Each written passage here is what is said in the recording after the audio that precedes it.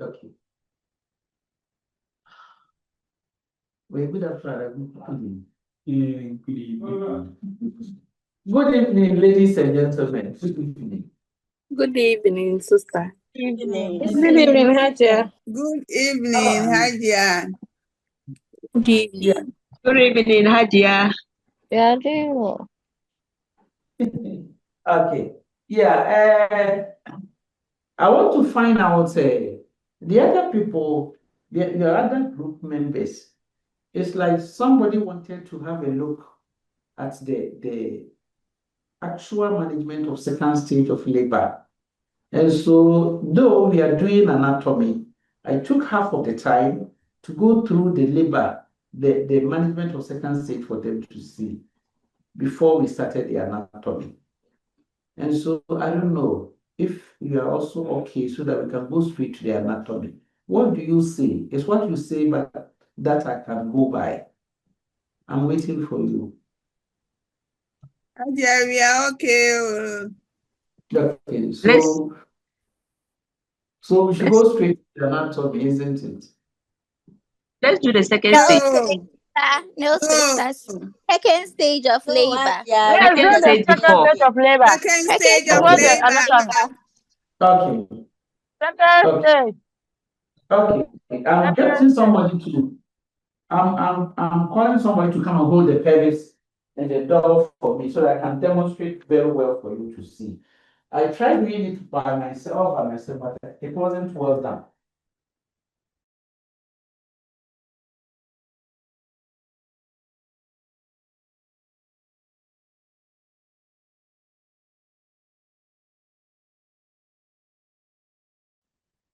Hello?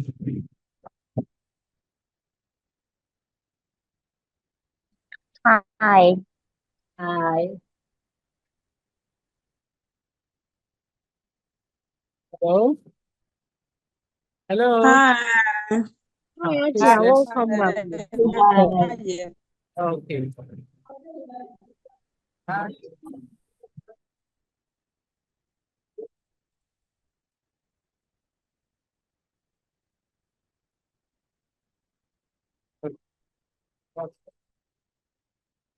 Please, now that we said it, we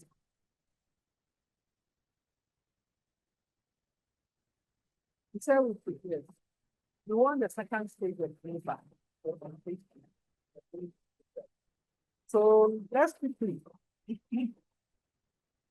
We have to put the already prepared delivery for to the bedside of the mother after informing her. So we have to compare the country of the mother, and that is the date. If you remember the acronym that I gave you in managing second stage of labor, remember, and the why no, that was the first thing. The why the last piece, the certification towards the last piece.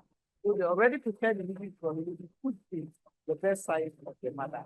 Then we compare that the living piece. After you have prepared second stage. There are so many instances where you can even screen the head in the linear, but then the service is not committed. All that you see is scapula formation. The actual head is behind the abdomen. So by seeing the head, if you say the woman should push just by the side of the head is very warm. You can take a mistake. So, and then you end up with the woman having to get HAJIA, please, volume. Come again. The volume, please. Volume. Yes, Sister, please. we can hardly hear you, sister.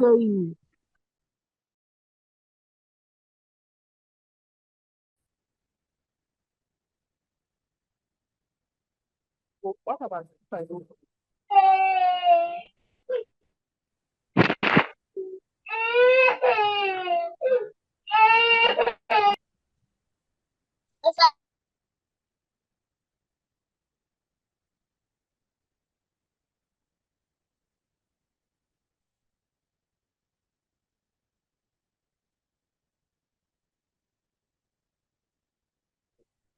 Okay.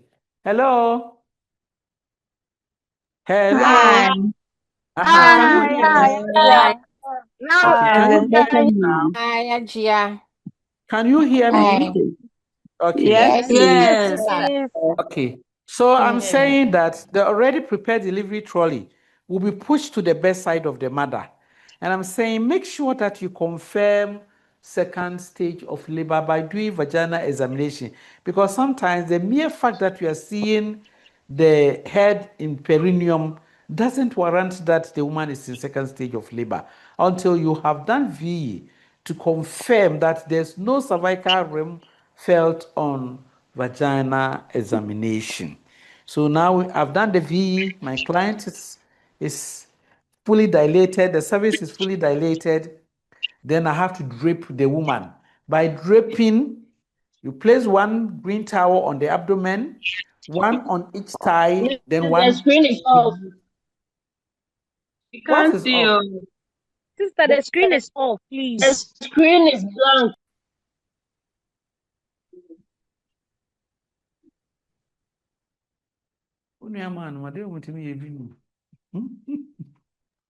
Sister, you are back. I'm back, eh? Yes, please. Yes, Okay, then sister. Yes.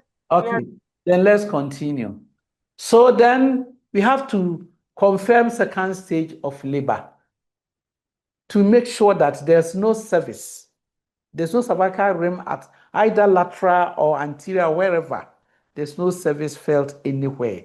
Then we will explain it to the woman that it is time for her to push her baby out and that she should push with contractions. When there's no contraction, please, for heaven's sake, let the woman straighten her legs in order to avoid foot drop. Foot drop is a very serious condition as a result of nerve compression. A woman who came in walking all right, but after delivery, she's walking waddling. Her gait is waddling, all because of prolonged positioning of second stage of labor. So those of you who are in the delivery suite, please, I'm pleading with you. When there's no contractions, let the woman straighten her legs and rest so that it will improve circulation as well. But if there's no contraction and you tell her continue to flex your leg, you are pushing the woman to get the foot drop, which you yourself you wouldn't like to have if you go to deliver. Why should you promote that to the poor woman? So make sure that woman straighten her legs when there's no contraction. Okay. Now, as she pushes, there are two ways that the midwife will have to aid flexion.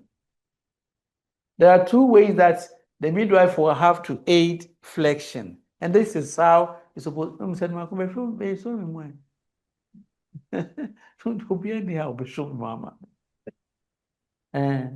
okay. So, okay, very good. Yeah. So as the woman is pushing, there are two ways that you can aid flexion. You can use your left hand. Spread your, initially, you have to use your two fingers to aid flexion. Now, as the head is advancing, then you spread your fingers to aid flexion, to support the head. The essence is that the idea is you don't want the head to come out forcefully. That is why you are aiding flexion.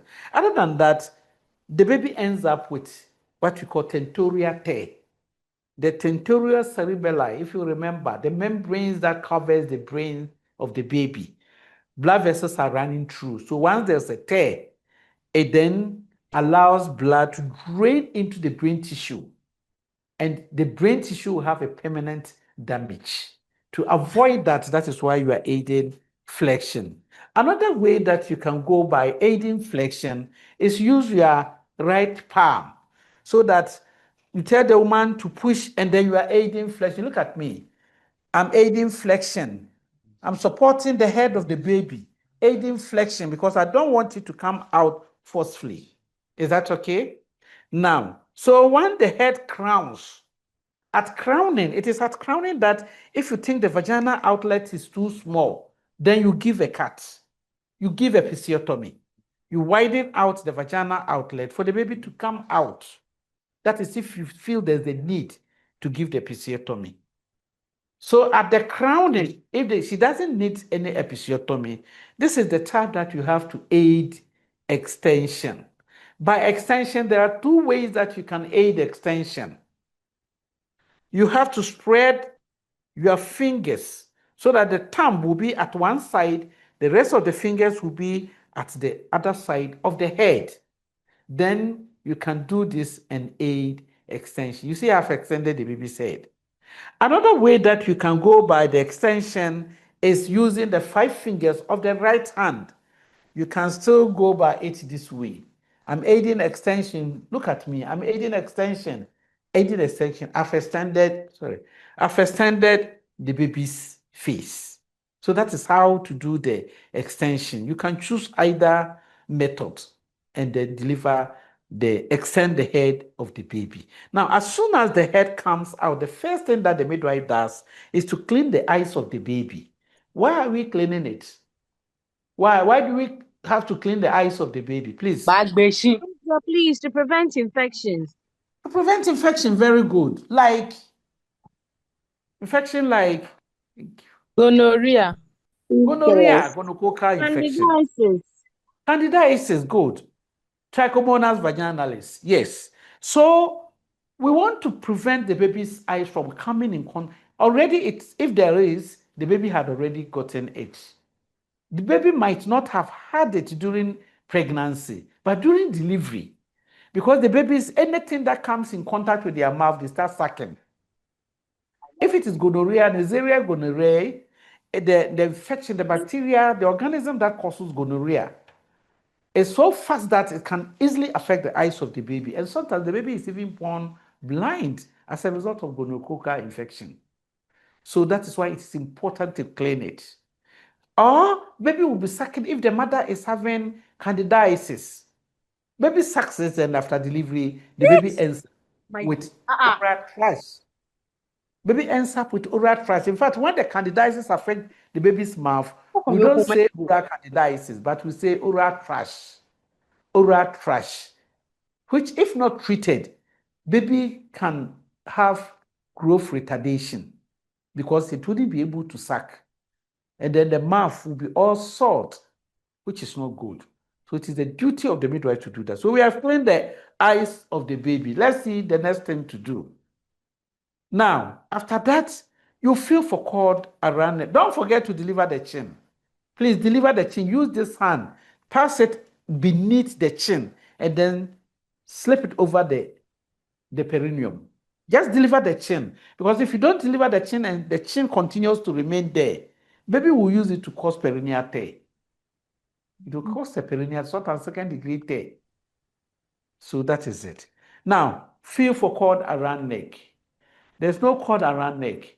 But assuming there's cord around neck, what the midwife have to do is that if it is loose, slip it, get hold of the cord, slip it over the baby's head.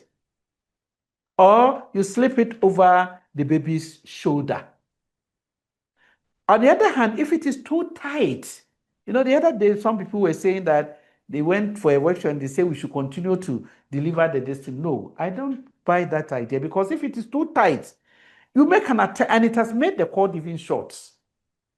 Without you clamping on either side and cutting, what will happen is that you, in the course of delivering the baby, you tighten the cord around neck, and you can easily get fresh SB.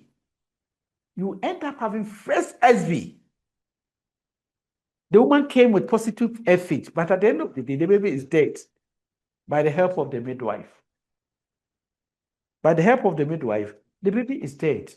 Would you like your baby to die in the hands of a midwife? It's not good because of poor midwifery practice. No, sister. Yes, no, sister. Nobody would like that. I wouldn't like it. Okay.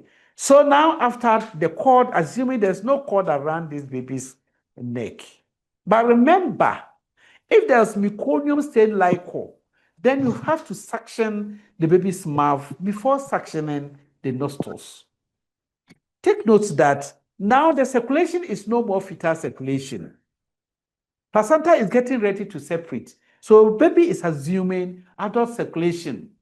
That is why when you are suctioning, suction the mouth first.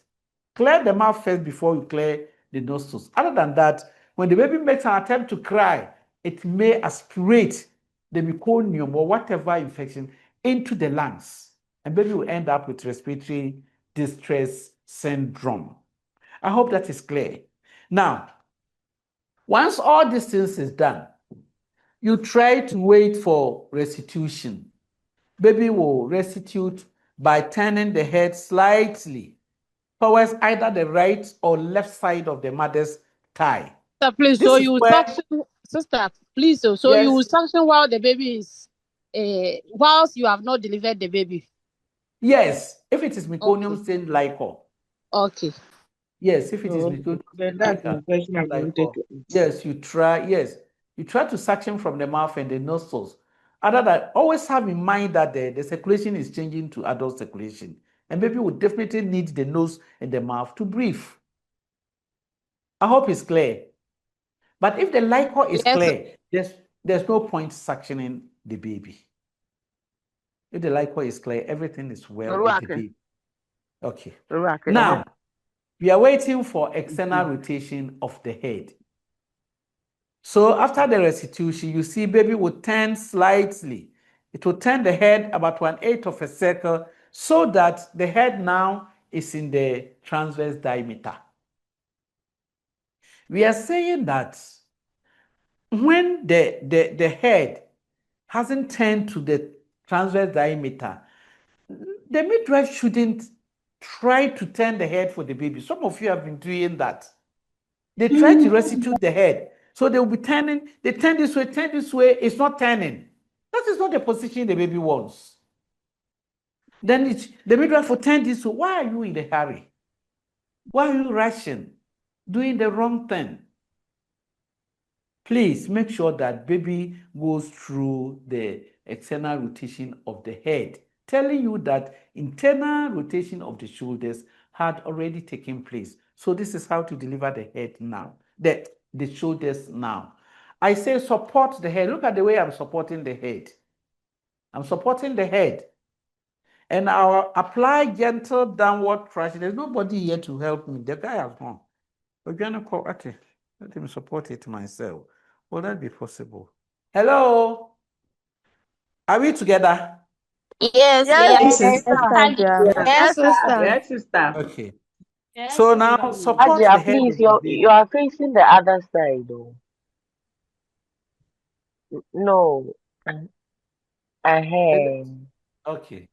Okay. Thank So you. support the head. And then with downward traction, deliver the anterior shoulder.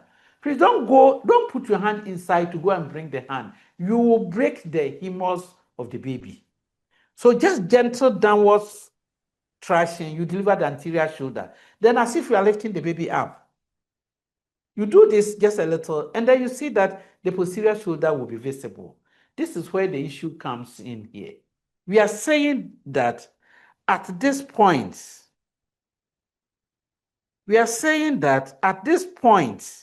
leave the head of the baby and get hold of we call it bisacromial diameter. Get hold of the shoulders and deliver the rest of the baby onto the mother's abdomen. Why? Because this diameter is now big. But what do we see? Some of you will continue holding the head, and even at a point you hook the neck. Is it true or false? They will place the head, the neck in between the fingers. Is it true? Is it true or not? It's true. And so, yes, and so we are saying that we midwives, we are the cause of Klumpke's palsy. You see, there are nerves here. There are bunches of nerves here. So the bunch of nerves here, if you exert pressure on it, you damage the nerve that supplies the arm. And so after delivery, you see that the hand will turn pronated like this. That is the Ehlers palsy. Baby if physio doesn't come in, there's no way this baby can use the arm throughout his or her life. Can you imagine what you have done to the baby? She could have been a nurse. She could have been the next president of the republic. But look at where you have made the hand to turn pronated. In severe cases, if the upper brachial nerves are damaged, then you get what you call Cromke's palsy. Look at my hand. Cromke's palsy. The hand becomes wasted so small, and it's by the side of the. I'm sure we have all seen an adult walking with that kind of hand. Haven't you seen some before? Even children are having it. We have. Yes. Children have it and they grow with it. They grow with it and it affects their life. Their social life is seriously affected. All because of the hooking of the neck by the midwife during second stage of labor. So please, I'm going over the delivery of the shoulders again. And I'm sure those of you in the delivery suite who have been conducting delivery, you take a clue from this so that you don't cause. If you had caused before, this time you're not going to cause it again. Sympathize with the babies. Okay. Ajia, please, my line went off when you are delivering the head. Please, can you take it over again? Who heard me and can tell her? Please, whoever heard me, can you repeat it for me, please? She is going to take it over again for us. Okay. So let's No, continue. she said only the shoulder. Can I continue? Please, can I continue? Yes, Yes, sister. Yes. Yes. So I'm going over it. He said she wasn't around when her line went off. So we are saying that when the head is advanced, there are two methods that you have to aid flexion. If you don't aid flexion, the baby's head can pop up. It can come off suddenly. Okay?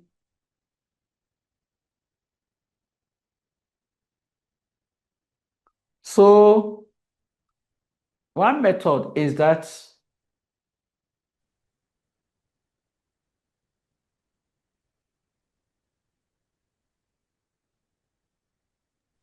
Please remove your screen. yes. One method is that you use your left hand, 2 fingers of your left hand. As the head is advancing, your 2 fingers is on top there, and you are aiding flexion. As the head is advancing, you spread your fingers over the head to aid flexion because you don't want the baby to end up with intracranial injury. Better still, you can use your right hand. Then you aid flexion by this way. You aid flexion by this way. So you aid flexion and then you prevent trauma to the tentorium or trauma to the baby's head or the brain tissue. Okay. So when the head crowns, that is, when the head no more recede with contractions, then you have to make sure that crowning has taken place. And for that matter, if the woman needs an episiotomy, that is the time that you have to give it. It is at the crowning of the head that you have to give the episiotomy. Then, after that, you aid extension. By aiding extension, I also said there are 2 methods of aiding extension. That is, you use the left hand, get hold of the bitemporals of the baby. So something like this. So what are the instructions on the board that is?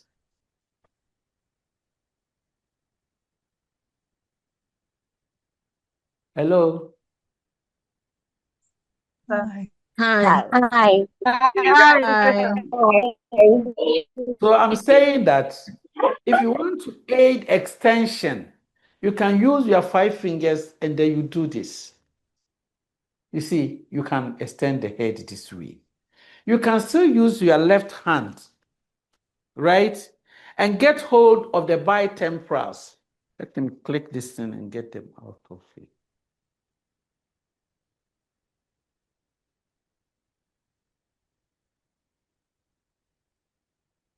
Oh, it's not going. Hello. Hi. Okay. So I'm saying that you can aid extension by holding onto the bitemporals of the baby. So you hold one side is being supported by the thumb, the rest of the fingers are on the other side. Then you can do this and extend the face of the baby. Please, is that okay? Then you clean the eyes. Clean the eyes from inside outwards, from the inner side to the outer contour of the eyes. Who is this person? Hello. Me was see there. Me try the maybe to see her. Thank you very much. So please, I'm saying that you get hold of the bitemporals of the baby, and then you can aid extension. Better still, you can still use your 5 fingers. You can use your 5 fingers, and then you do this and you extend the face of the baby. As soon as the face is visible, do the cleaning from inside outwards. Then, when there's meconium stained liquor, then you have to suction the baby. That is during the first minute. You suction the baby while the baby's whole body hasn't come out. Suction the baby from the mouth to the nose before you suction the nostrils. Suction it. But if the liquor is clear, there's no point to suction. If the liquor is clear, there's no point to suction anything. Okay.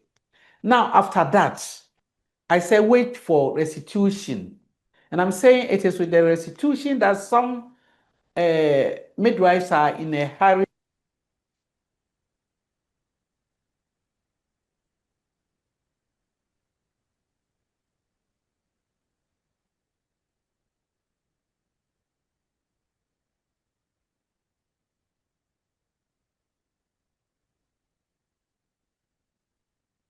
Please, we can't hear you. It's the network. Let's relax for her.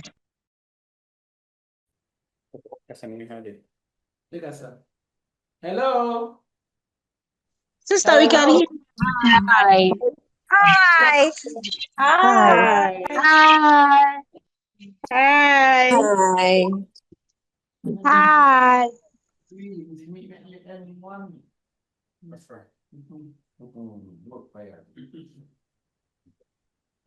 Very good.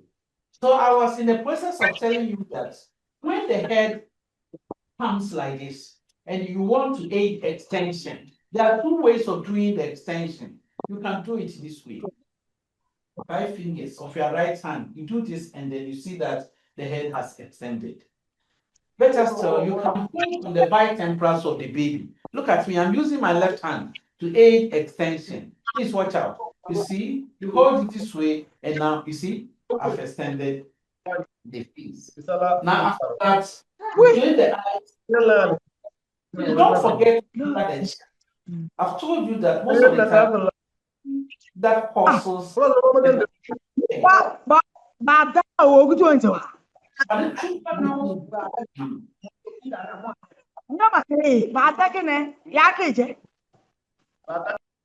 Hey, sister speaking Kotokoli, please. Hey, why is she? Hey, yeah, someone.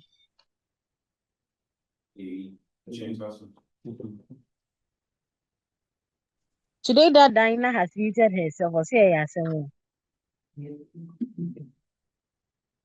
So after that, please, we are saying that you feel for cord around neck. Feel for cord around neck.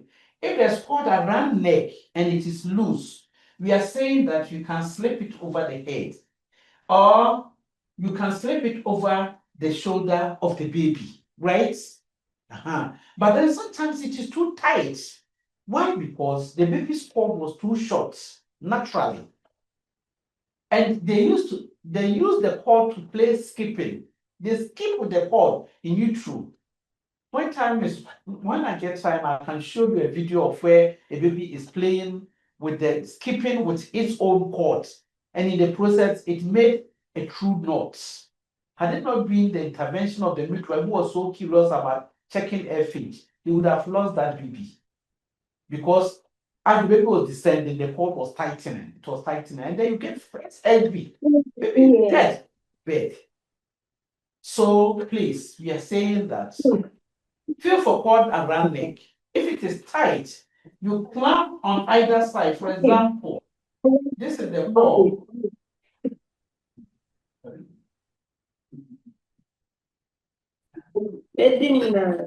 See the baby's cord. This is the cord. Baby has used it around the neck. What do? You have to.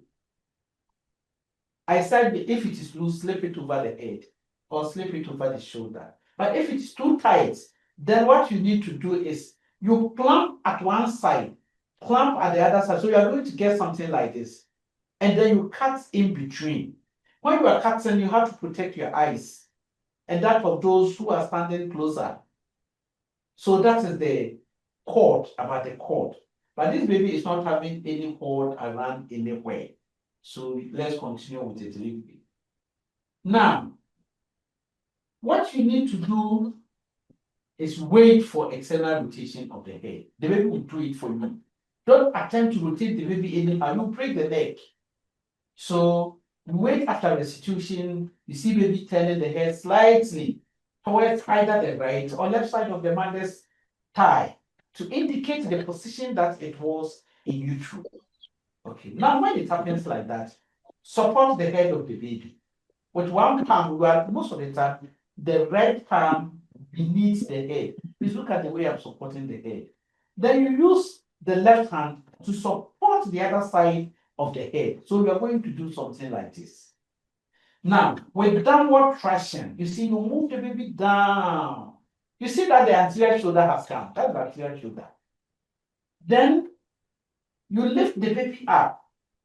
Lift the baby up a little bit, slightly. You see the posterior shoulder has come. You see the posterior shoulder, it has come. Now we are saying lift the baby. Lift the head alone. Don't hold onto the neck of the baby.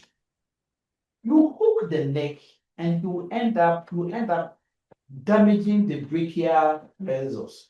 There are bunch of nerves here we call brachial plexus. You damage it, and that will bring about the Ehlers palsy and then the Crohn's palsy. So leave the head of the baby at this time. Then support the shoulders. We call it bisacromial diameter. Bisacromial diameter. It is now the largest diameter so far. So get hold of the shoulders of the baby, and because of the sleepiness of the live cord, support the baby firmly and deliver the baby onto the mother's abdomen. You had already informed the mother that you are delivering the baby onto the abdomen, especially the primigravida. The first time a newborn baby is coming closer, if you don't take it, she'll get up and run away and leave you. So you make sure that you tell her that you deliver the baby onto her abdomen and she can hold the baby. Please, is that okay? As soon as the baby comes out, look at the time of delivery. Very, very important. Then now you have gotten the first contact, skin to skin contact. You have gotten that one, but it's not enough. Bring the baby to the sheet that the mother delivered on another one that you have spread. Let the baby lie on it. Then it's like we're laying and cutting the cord. You dab dry the baby, and then clamp. You clamp one side, but the whole length should be about 8 centimeters. So 5 centimeters from the first clamp, you clamp the second one. Then you cut in between. When you are cutting, make sure you protect.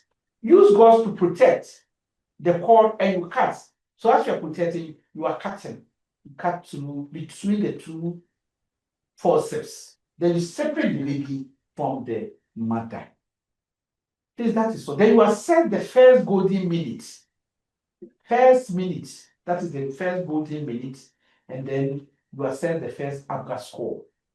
Then in 5 minutes time, you assess the second ABGA score. But we all know how to assess ABGA score. So that is it.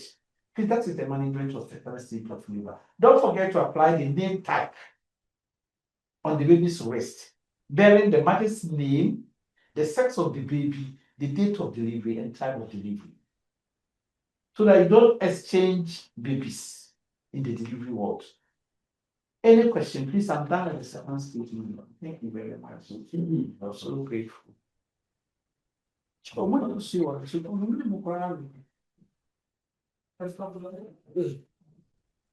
Hello, Hadia. Yes, sister. Yeah. Please, if baby head is in the pelvis and you wanted to do V, how will you know that your hand has reached the sacrum or the premotor?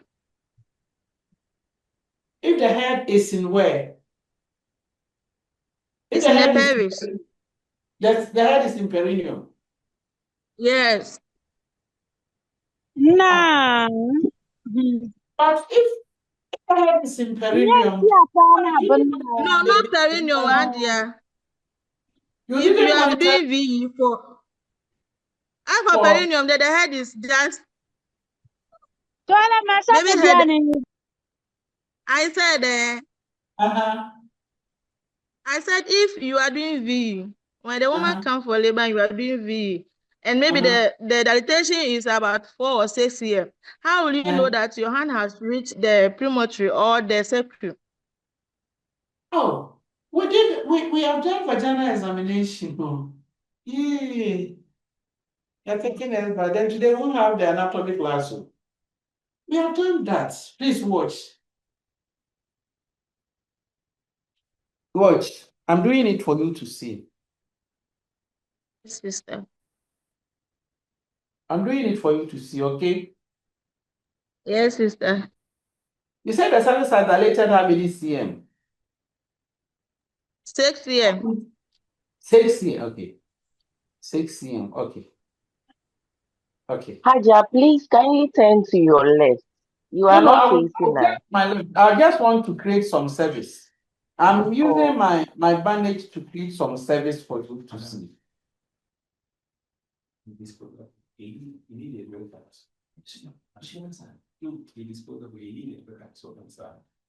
Oh, they're really exactly. But I want to start with my student first. Hello. Hi. Hi. Hi.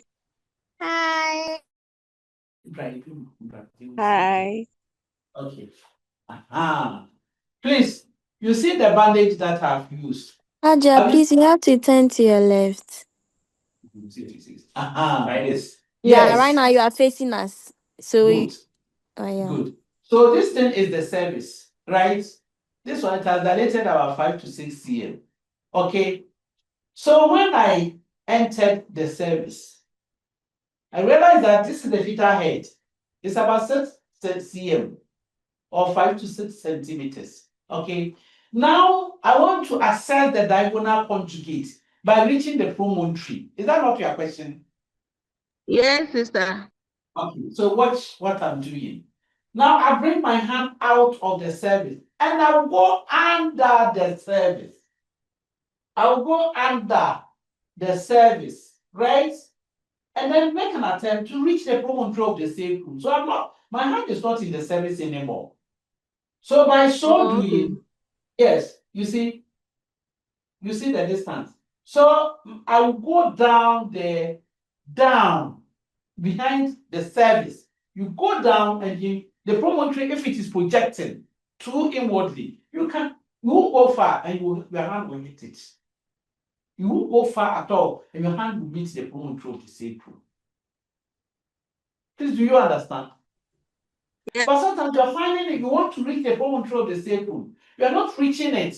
You're finding it difficult to reach. Stop. It means the promontory of the sacrum of that woman is normal. It's not projecting too inwardly.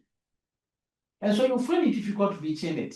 That's why I told you everybody should measure her fingers and keep it in mind. because that diagonal conjugate that we want to assess, it is between 12 to 13 centimeters. Me, I have long, look at my fingers. I have long fingers and my fingers are a little bit bigger. And so mine is 12 centimeters. I have the 12 centimeters. So when I bring my hand, I make an attempt to reach promontory of the sacrum. I didn't reach it. So when I am documenting, I will say promontory of the sacrum not reached at 12 centimeters. I hope it's clear. Hello? Yes, sister. Yes, sister. Yes, sister. Yes, sister. If I reach it easily, then I will say promontory of the sacrum easily reached at 12 centimeters because that is my fingers and that will be for good for you. Some people have 11.5. Please do measure it. Do measure the external measurement of the diagonal conjugate. And then keep it in mind. That's a backing for you all the time when you are assessing the diagonal conjugate. Is that okay? Yes, sister. Thank you. Sister, thank Yes, you. sister. Thank you. Sister, please, how about assessing the ischial spine? Oh, the ischial spines. The ischial spines is here. You see, I've said the vagina, the cervical dilatation. Now these are the ischial spines, you see. So what I'll do is I'll bring my hand out of the cervix. Then I'll go at the side of the presenting part. I'm feeling for the ischial spines and nothing else. If they are too sharp, sometimes it will prick you. If somebody's ischial spines have never pricked you before, it will prick you. You'll feel it. So this is how you do it. Please watch. You see, this is the ischial spine. So you feel it this way. Even though muscles are there, but if they are too prominent, it will be pricking you. You feel it. Then after that, you come to this side. Then use the back of your fingers. Have you seen it? Okay. Have you seen it? You Yes, use the back, sister. then you feel it. Yes, If sister. if it is blunt, you feel it. So you go this way, you come, go that way, but behind your hand, then in front of your hand. That is how to assess the ischial spines. Is that okay? Thank you, sister. Yes, sister. Thank you. Thank you. Yes, sister. So that is it. That is it. Sister, please. Last when you were teaching, you said before we perform episiotomy, we have to locate the Bartholin's duct so that as we are performing, we should not cut it. No, I But didn't say you should locate it. For you to locate the Bartholin's duct or the glands, it's not easy unless it has become inflamed. But we are saying that they are at the lateral wall of the vagina, right? And opening into the introitus. The duct opens into the introitus. But the glands itself are situated in the labia majora. So when you are cutting, that is why we say when you are cutting, support your two fingers at the forward there, and then you cut in between your fingers. You place the scissors in between your fingers, and then you cut. Or unless maybe you have another way of asking your question, you can go ahead and ask. no, sister, it's like I thought you will see it. You will see it. Last, I was trying to check if I'll be able to see it inside the vagina before I'll perform the piece. So that's why. Because the skinny, that one is showing, you can see it. The skinny that. Yes, please. The skinny that their only openings, there are two canals, there are two openings at the sides of the urethra. So that's why you can see it feely. But the Bartholin glands, unless they are inflamed, they are swollen, that you feel it. Other than that, you won't feel it. You won't feel it. But when you are given episiotomy, like mediolateral, lateral incision, J-shape types of episiotomy. So once you know the types of episiotomy, then you don't go and cut through the labia majora only for you to damage the the Bartholin's glands. No. All right, thank you, sister. You're welcome. So we are gentlemen. Where are they? Please, the gentlemen, if you are among them, let me hear your voice soon. I just want to hear their voice. That's all. When they come for lectures, they don't talk.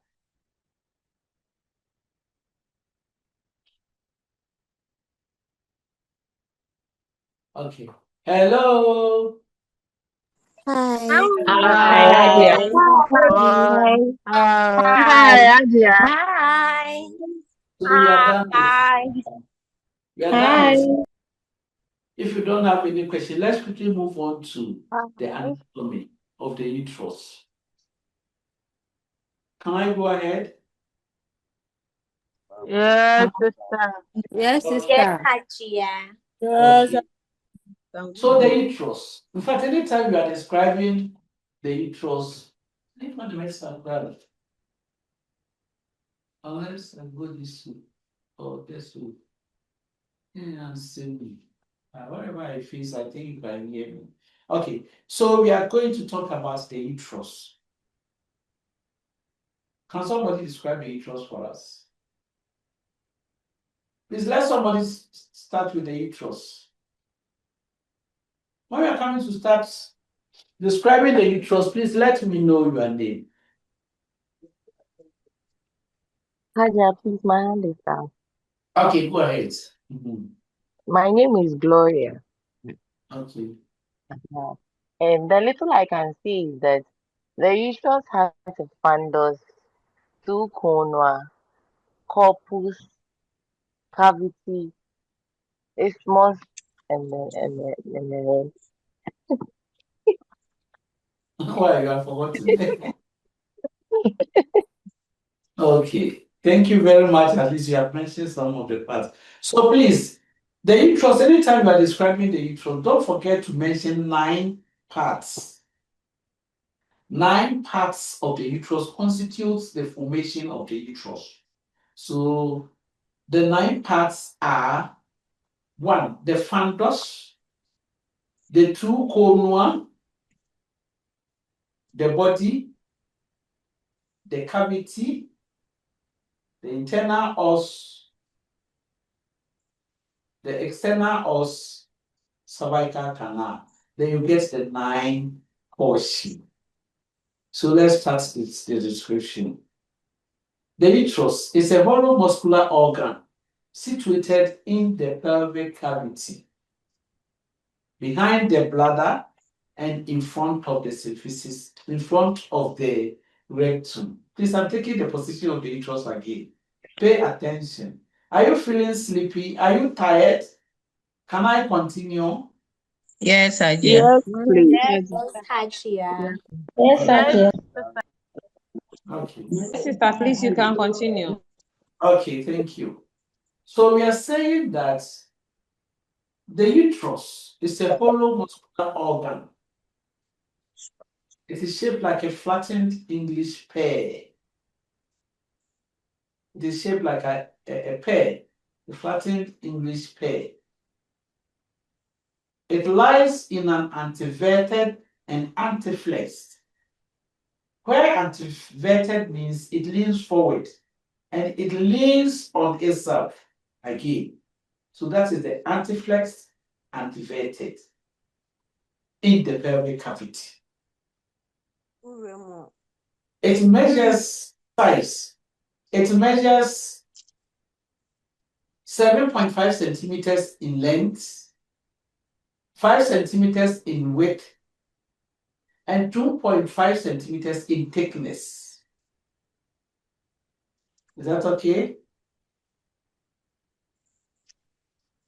Yes, HAJIA. Ajia, please take it again, sister, please. The measurement of the uterus. I said the uterus measures 7.5 centimeters long, the length of it, and then 5 centimeters in width, and 2.5 centimeters in thickness. So let's link it to pregnancy. During pregnancy, the uterus from 7.5 centimeters is measures 30 centimeters in length. 30 centimeters in length. Then 23 centimeters in width, from 5 centimeters to 23 centimeters.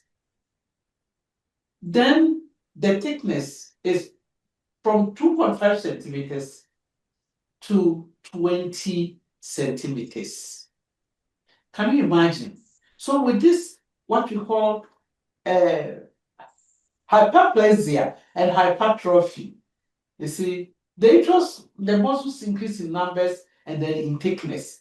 So if you're a midwife and you are nursing, you are managing first stage of labor, you wait till all these layers stretches until the uterus fractures. Then you have to face the law. You have to face the law. Or you do your practice, how do you call it? Fundal pressure. Fundal pressure for what?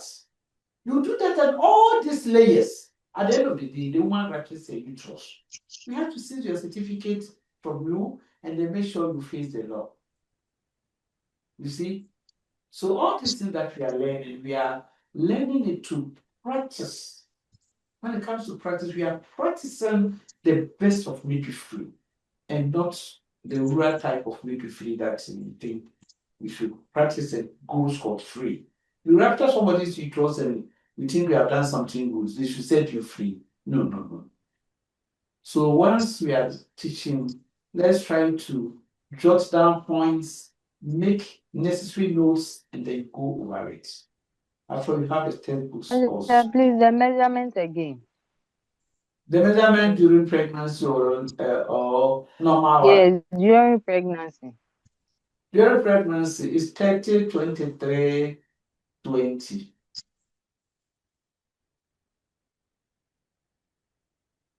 30, 23, then 20. 30 centimeters in length, and then 23 centimeters in width, and 20 centimeters in thickness. So that is the measurement of the uterus. Is that okay? So we are now going to describe the parts. The fundus. It is the upper dome shape. Dome. When we say something is dome shape, it's like a calabash when you turn it upside down. The way you see it is a dome shape. So the dome shape parts of the uterus known as the fundus. The fundus. And the fundus can be located between the two conua. The fundus of the uterus is located between the two conua of the uterus. The significance of the fundus, or when we link it, we relate it to midwifery. At the fundus, that's where the placenta is located. So placenta is located at either the upper anterior or upper posterior part of the fundus. So that is its relation in midwifery, or when we link it to midwifery. That is the role the fundus plays during pregnancy. Okay. The conua. The conua. The conua is the part of the uterus where the fallopian tubes are inserted. So now, please, I want you to look at me as the, let me see. Why did I facing this stars? Okay, so look at me. My head is the uterus, my hands are the fallopian tube, my axillary portion is the conua. So that the conua is that portion of the uterus where the fallopian tubes are inserted. So that if this is the fallopian tube with the fibrated ends, the finger-like projection, then this side becomes the conua. So I'm saying that the conua of the uterus is the portion, the part where the fallopian tubes are inserted. Can I continue? Is it clear? Somebody says what? Yes, sister, it's clear. Okay, that's fine. Then let's continue. Then we have from the conua, we come to the body. The body also known as the corpus. The body of the uterus, also known as the corpus. Now, the corpus or the body forms about 2/3. It forms about 2/3 of the entire uterus. And within the body, there is a triangular shaped cavity. Triangular shaped cavity. And every triangle has a base and an apex. So the triangular shaped cavity has its base pointing to the fundus. It has the base pointing to the fundus, whilst the apex points down to the internal os or the isthmus area.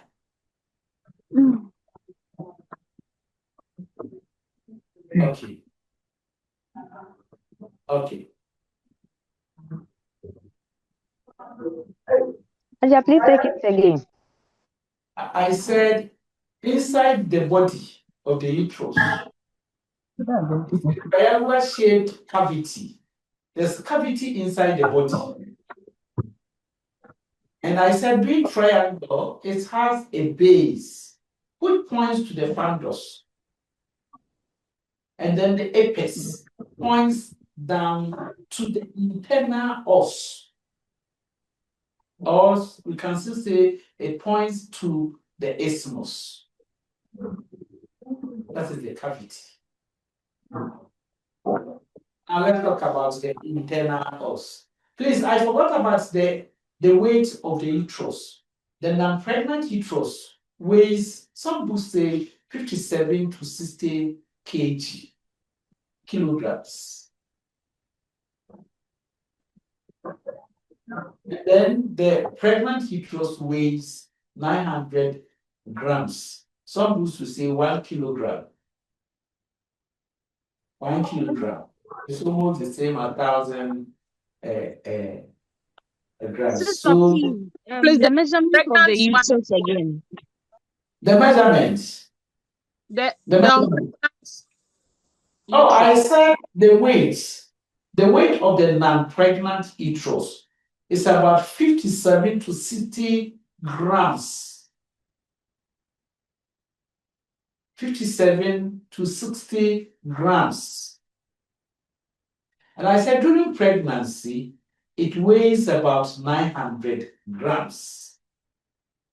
And I said some books are describing it as weighing 57 grams, and then during pregnancy, it is about 1 kilogram.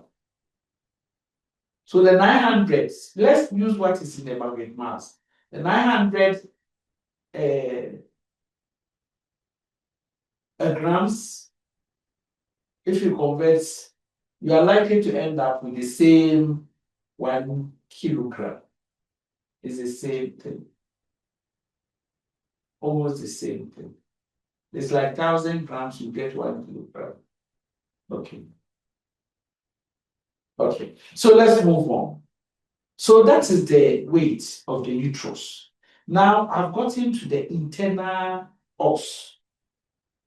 The internal, we call it internal cervical os. So it is an opening. It opens into the cavity of the uterus and opens into the cervical canal. So that is the internal os. When we link it to midwifery, it is this internal os. In fact, it is formed by cellular muscle fibers. It is formed by cellular muscle fibers.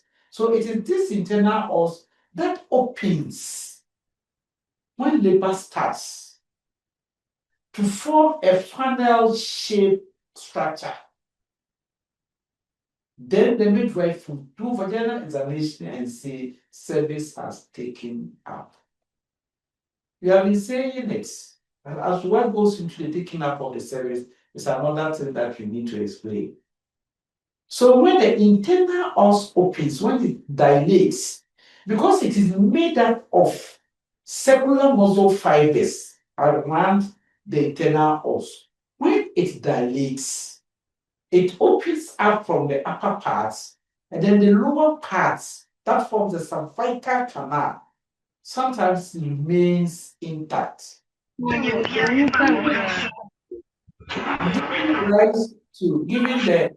the shape of the internal os as a funnel shape. So then we say cervix has taken up. Taking up of the cervix. If you remember that when we're doing the physiology of first aid, we mentioned taking up of the cervix, if you remember. This is what goes on. Then we have the cervical canal. The cervical canal is fusiform in shape. When we say something is fusiform, it's like the shape of a Coca-Cola bottle. A Coca-Cola bottle. It is fusiform in shape. That is the shape of the internal cervical canal. Now, we have the external cervical os. External cervical os. The external cervical os also opens into the vagina. It opens into the vagina. It is this cervical, when we relate it to midwifery, it is this cervical canal that when it starts opening, midwives will use their hands to enter to assess cervical dilatation. Before you can say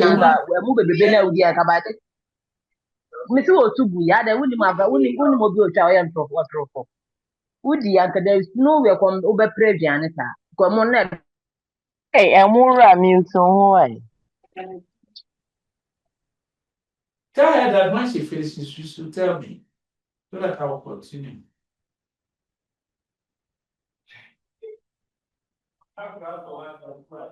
So I'm saying that the external cervical os, it opens into the vagina.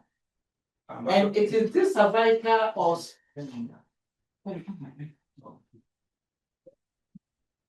It is this internal cervical os that we use to put our hand inside to assess cervical dilatation until it has fully dilated so that the cervix will merge into the body of the uterus. We cannot say that cervix is fully dilated.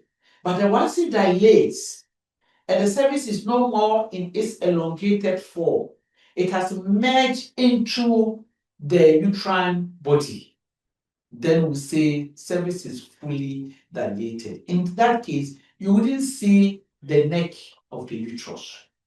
You wouldn't feel the cervical canal that is fusiform in shape. You wouldn't see it. You wouldn't feel it. Then it means the cervix has dilated 10 centimeters, that is fully dilated. When we link these structures to midwifery. So that is all about the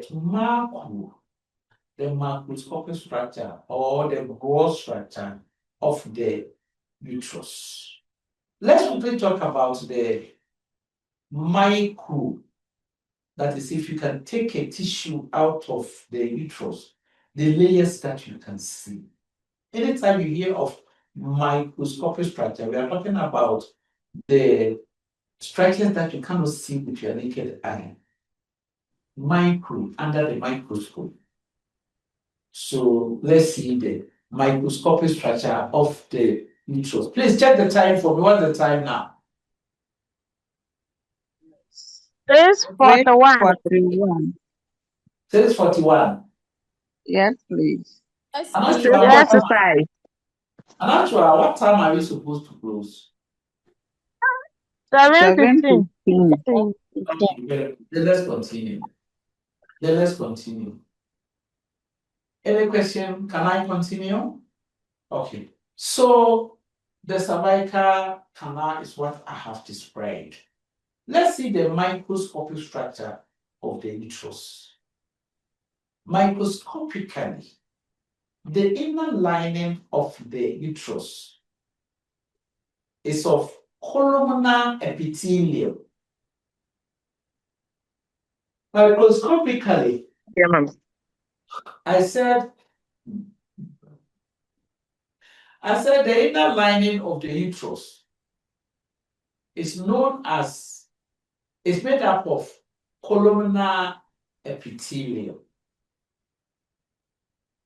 Next to the columnar epithelium is a connective tissue, which contains blood vessels, nerves, and lymphatics. Then we come to the muscle layer. The muscle layer of the uterus is made up of 3 layers. It has the inner circular fiber, middle oblique fiber, outer longitudinal fiber. Now let me explain where you can find these layers properly. I said it is made up of inner circular.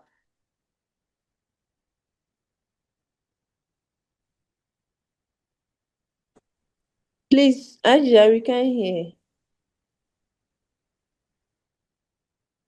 Sister, please, we can't hear you. I put it camera.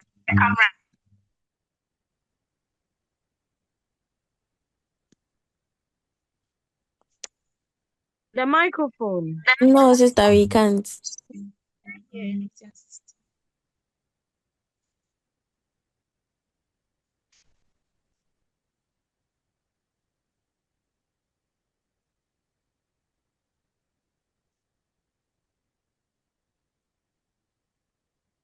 Speak.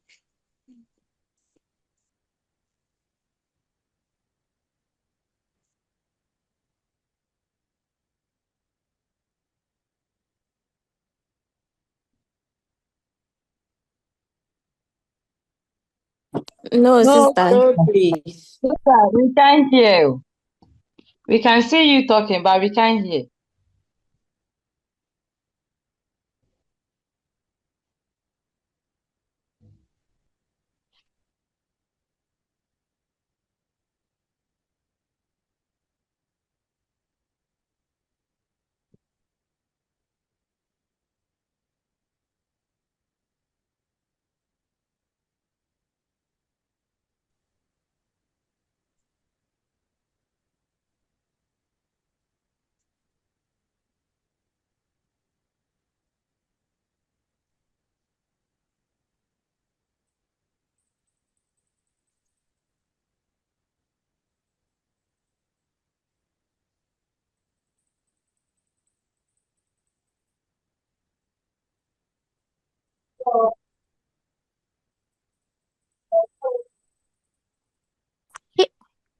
Sister, please.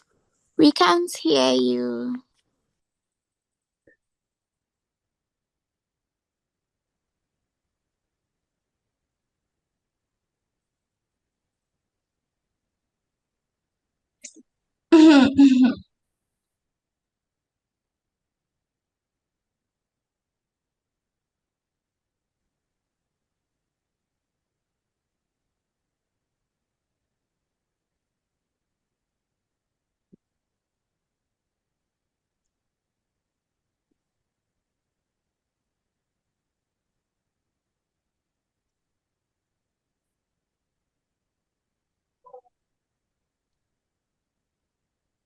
Hello. Hi. Hello. Hi. Can you hear me? Hi. Yes, Yes, sister. sister. Hear you now. Yes, Hi, we can Ajia. hear you now. Okay, that's fine. All right. So I was in the process of describing the microphone structure. Sister, please, your volume is low and we can hardly hear you well.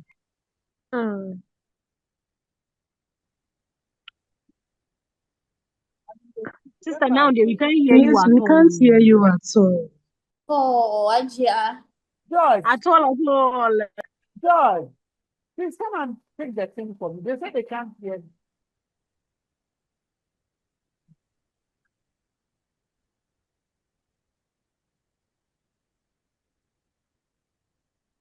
Oh, George, they said they can't hear me.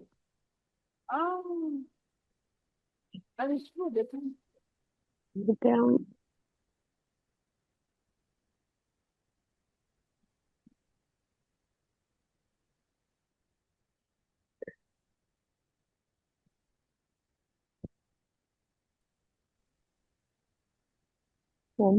Yes.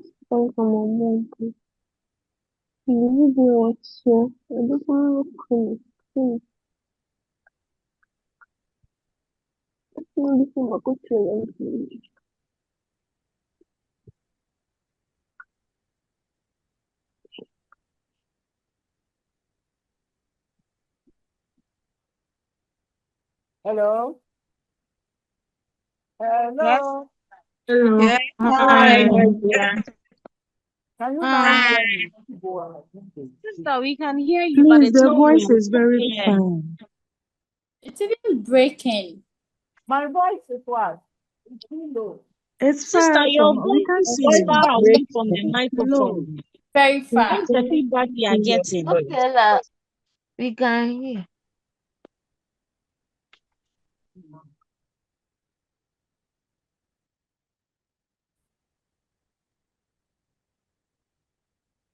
Hello? Sister, you can I Hi. can't you hear me? Sister, Yes, it's not Now we let's can hear. manage it. It's okay. We can hear you. We can We hear can you. manage it. Now you can hear me. Yes, Hadia. Okay, sir. Okay. Okay. Yes. So Wait, echo inside. I was talking about the microscopic fracture of the uterus. Can you now hear me? Please, we Yes, can. please. Okay. Yes. So I said the inner lining of the uterus is made up of columnar epithelium. The next layer is connective tissue, which contains blood vessels, nerves, and lymphatics. And then we have the muscle layer, which are in three folds. We have inner circular fiber, middle oblique fiber, and outer longitudinal fiber. The circular fibers are numerous at the conua of the uterus. And it is more at the cervix. Are we together? Yes, Haja. Yes, sister. Good. No, Good. sister. Please take it again. I said Sister. the inner layer of the uterus consists of columnar epithelium.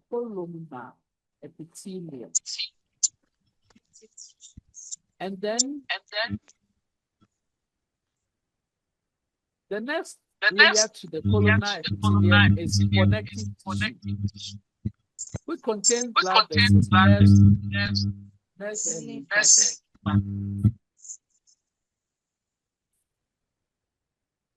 What he says you can't hear me. Then Breaking. The line is breaking. Oh, it's echoing. the echoing, I'm hearing the echoing, but I think it's not over. It's echoing because some people have unmuted themselves.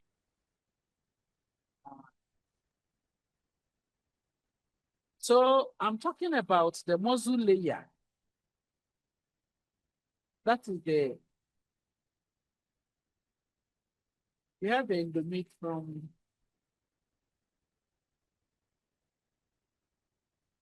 the endometrium. Then we have the myometrium. We have the perimetrium. So the endometrium is the lining of the uterus.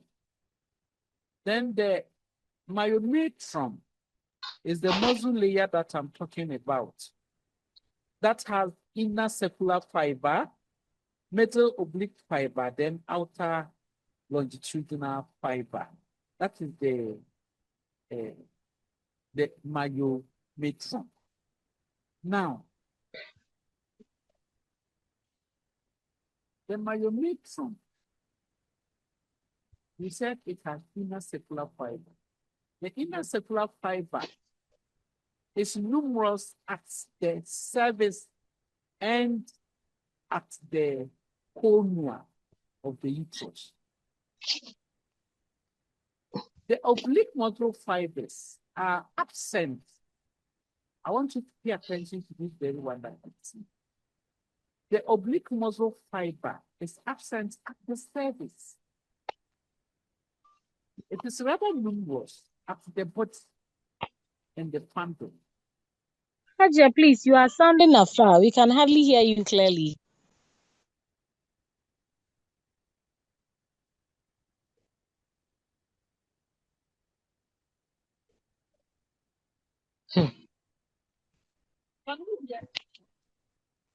No, sister. Sister was reading your lips.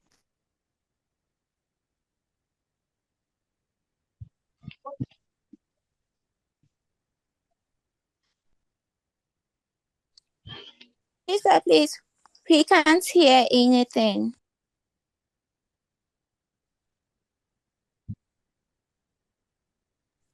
Sister, please. We can't hear anything. Sister, please, the mic is down. Please, we can't hear anything. Oh, can you people be calming down? I think they are working on it. The noise. Stop, everybody. What is that? You can't hear. You can't hear. The person is working on that since you are making. Sister, please, sister, please.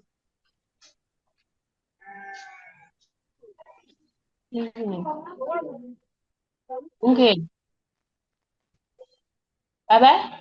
Right now, I'm talking at the top of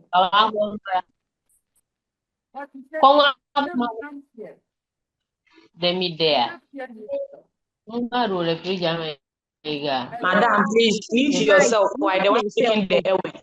Mute yourself. Hey, to yourself. What is that?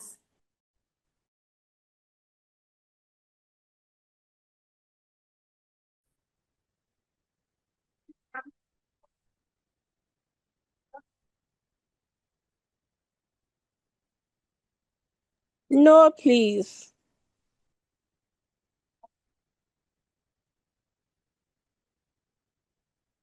Yes, we can see you, but we can't hear.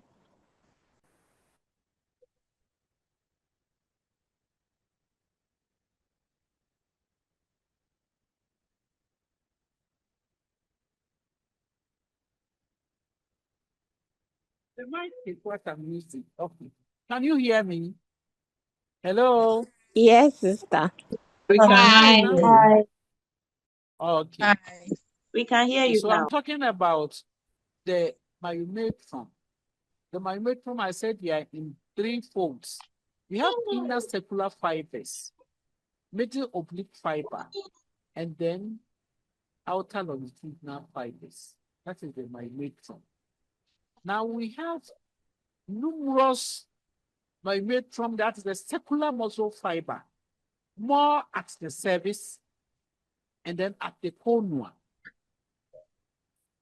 So that the oblique muscle fiber, which is the middle oblique fiber, the middle oblique fiber is absent at the cervix.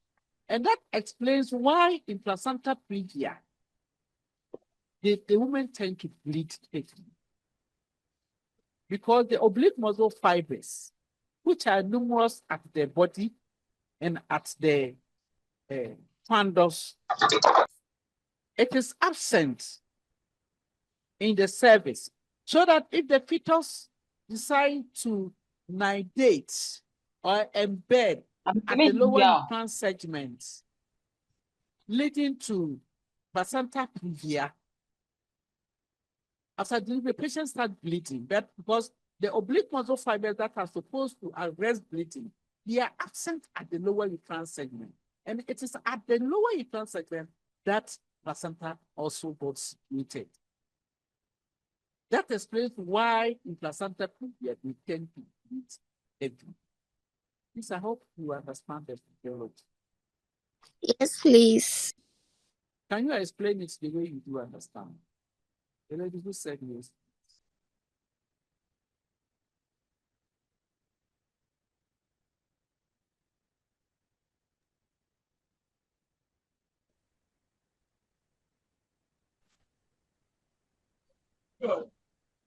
Okay. So that's it. Please, I said explain the way you do understand it. I'm talking about oblique muscle fibers, which is also known as living ligature. Living ligature. They are absent at the lower uterine segment. That's the cervix and the isthmus. They are not present there. They are not there.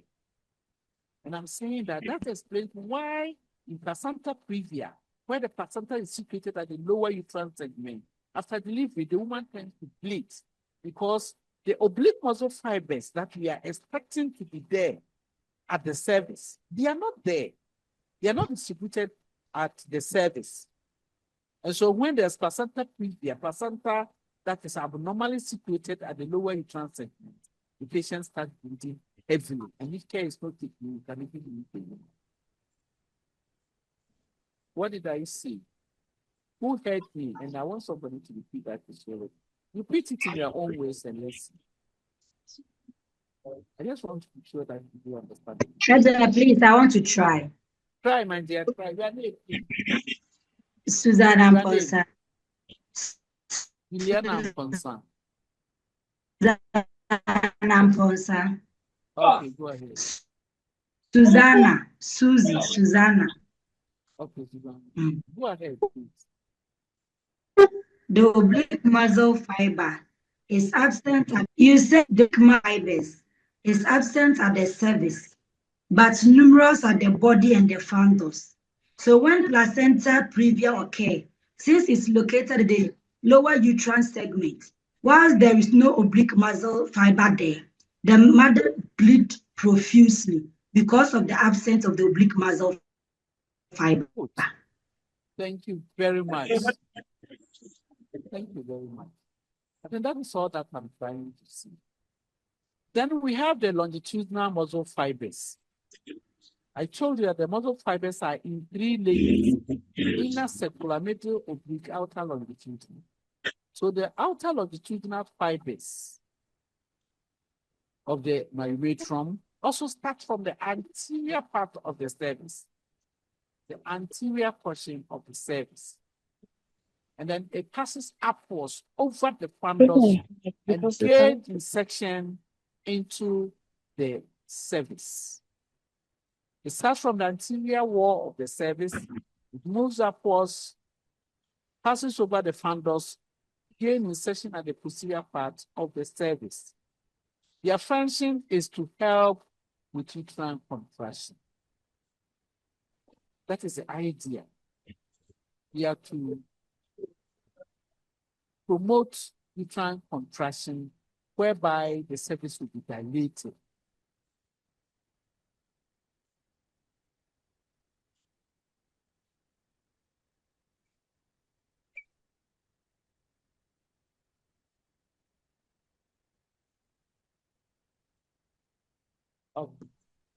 So that is it. Then we have the outer covering of the uterus being peritoneum.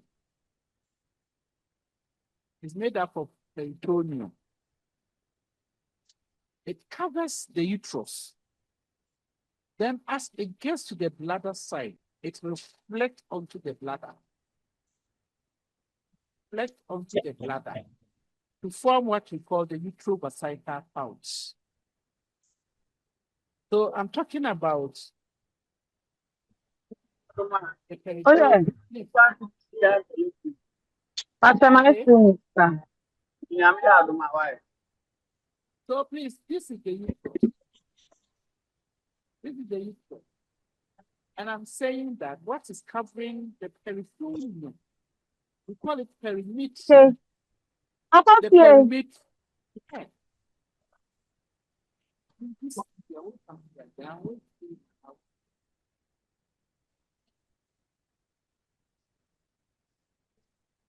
So we have the perimeter, and we are saying that when it covers the uterus, look at it. This is the bulk of the uterus. When I put this one there, this one becomes the perimeter. But then it doesn't cover the entire uterus. On reaching the bladder, so that if the bladder here, on reaching the bladder, it reflects onto the bladder. So look at the side of the bladder. What here? So the middle part is the uterobasal part. The one making. Please, we can't hear.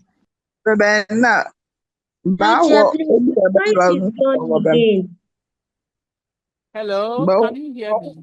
Please, Yes, can you hear me now? yes, sister. So I'm saying that the perimeter covers the uterus, and then as it is going to cover the bladder, it doesn't cover the bladder inside. So it forms or it leaves a pouch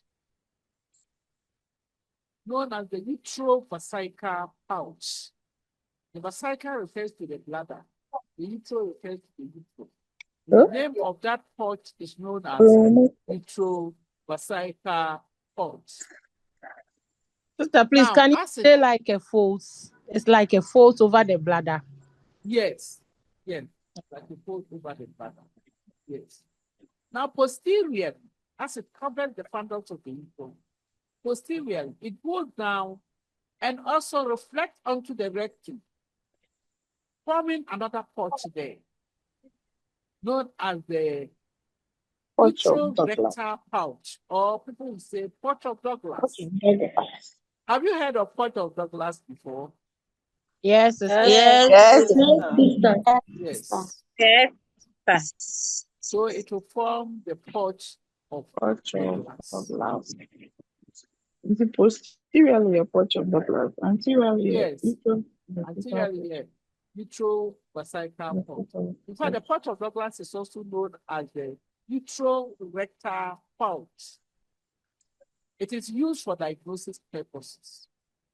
When there's an ectopic pregnancy, the ectopic that is ruptured, the blood will drain into the pouch of Douglas so that the doctors will do, even the midwife can do it.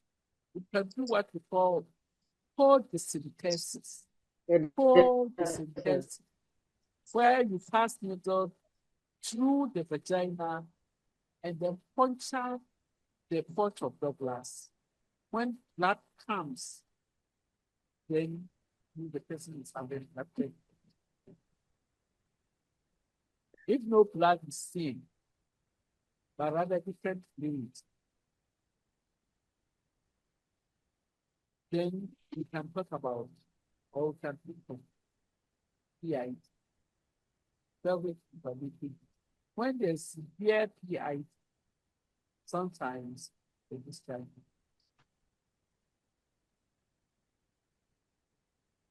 Tete ya nema ne so ye fantoma de gu onum eti ato tete ya nema ne so ye fi mesi ya So ya that is the perimeter.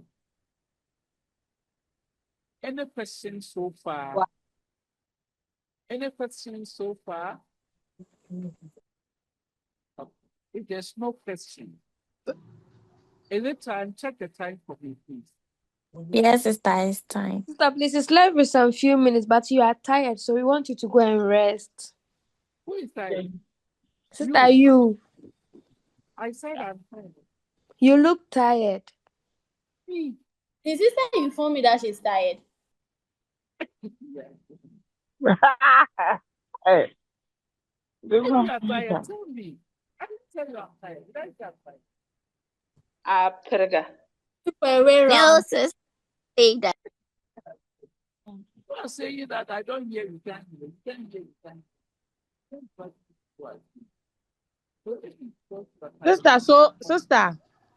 Sister, please. Hello. Yeah. Sister, please. So the uterus is inner deciduum, middle myometrium, and then outer peritoneum. Yes. Yes. And then the myometrium is inner circular, middle oblique, and then outer longitudinal. Exactly. Okay. Thank you. Nadia, please, I want to ask something. Go ahead. Pertaining to the Porch of Douglas, in most cases, when you are maybe having some vaginal candidiasis or something, when you go and then take a scan, normally they said there is a fluid in the Porch of Douglas. I want to know where that fluid has always been coming from and then causing infection, and at the end of the day, they can even diagnose you of PID. Yes. You know, we have what we call visceral parietal and then the other one. So that the double fold of peritoneum, that covers the uterus, leaving that fold. Sometimes the infection may come from the abdominal cavity or the pelvic cavity. The infection about the PI. The infection might come from the abdominal cavity or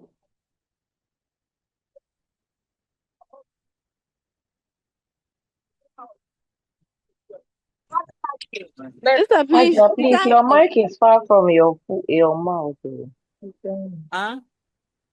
Your mic was far from your mouth. Is it now okay? Yes, please. Okay. So that's It's okay the root now. where the infection is. Asking a very important question. The infection can come from the abdominal cavity or it can come from the pelvic cavity. And remember that the fallopian tubes, there's a connection, a hole from the fallopian tube to the peritoneal cavity. Are you aware of that? No, sister. Oh, okay. The finger-like projection, when we get to the fallopian tube, you appreciate it. The finger-like projections from the fallopian tube, where the fimbriae ovarica is, there's a canal that means from the peritoneal cavity into the pelvic cavity. So infection from that level can travel to the pelvis, and the individual woman will end up with severe PID or pelvic inflammation. I hope it's clear. Oh. Yes, please. Thank you.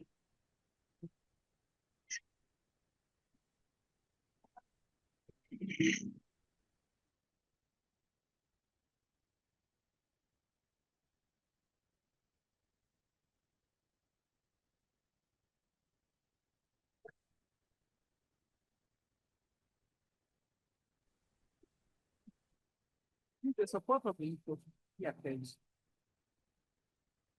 We have the uterosacral ligament. It runs from the uterus, that is the, in fact, it runs from the cervix and passes behind to the sacrum of the pelvis. We have what we call McInroy's ligament. Please keep quiet. We have what we call the McInroy's, which is also known as the transverse cervical ligament. We have McInroy's ligament. Hey, Madam Georgia, off your mic. Class rep on mute. Oh. You can have the transverse cervical ligaments, also known as the McInroy's ligaments. It is also known as the cardinal ligament. Please take note of all these three names that are used.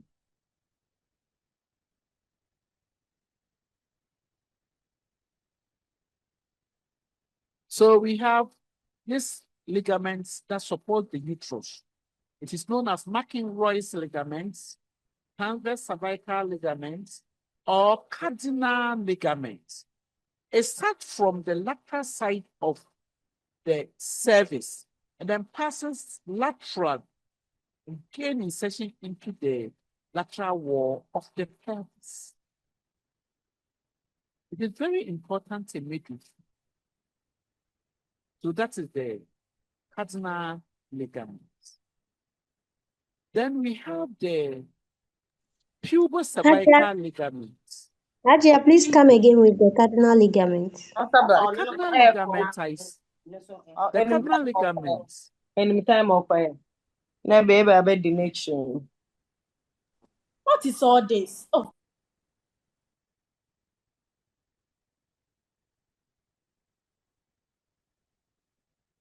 I said we have the cardinal ligament. It is also known as the transverse cervical ligament. It is also called cardinal. I've mentioned cardinal. Yeah, it has three names. McInroy's.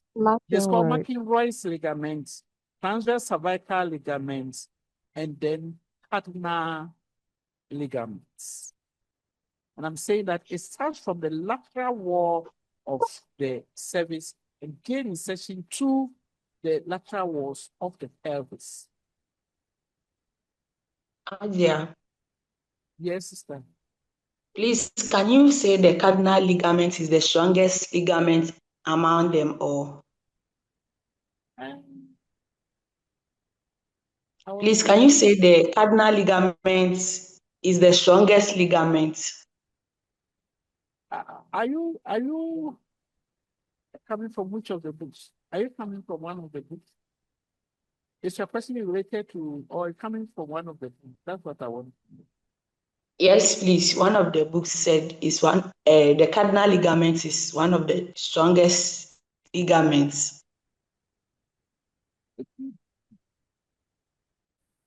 Possible. If it is one of the strongest, but it wouldn't be the strongest because we have the anterior posterior sacroiliac ligament, and that one is documented that it is the strongest ligament in the body because it supports the strongest joints of the pelvis. So that one. But I want you to fish out for the information. If the cardinal ligament is the strongest, then let us know. Okay. It's good that you know. Okay. Okay. So then we have the. Did you mention the sacrotuberous or the sacrotuberous? It supports the pelvis, not the.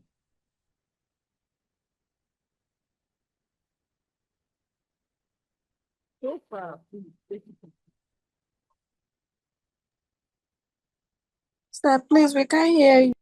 Angela, please, we can't hear you. Yes. Is it okay? Yes, Yes, but you're please, talking we about can't the hear you, and it is sacrotuberous. time. Is it, can you hear me now? Hello? Yes. Yes, It's time, and our phone not even going. Okay, if it is time, then we will call it a day. Then we shall meet on Sunday. So that is it. Thank you, sister. Thank you too. Thank you for Thank you. attention. Okay. Bye. Good night, sir. I'm for Pentema. Thank you, Hajia. Hajia, please Thank have you, it. Hajia. Thank you, Hajia. You're welcome. You're welcome. I thank you for your attention.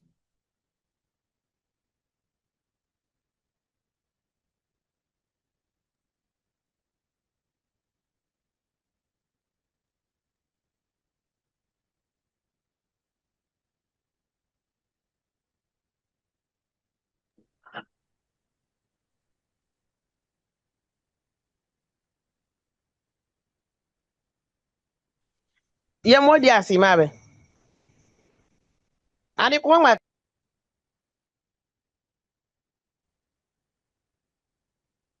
God bless you. Thank you very much.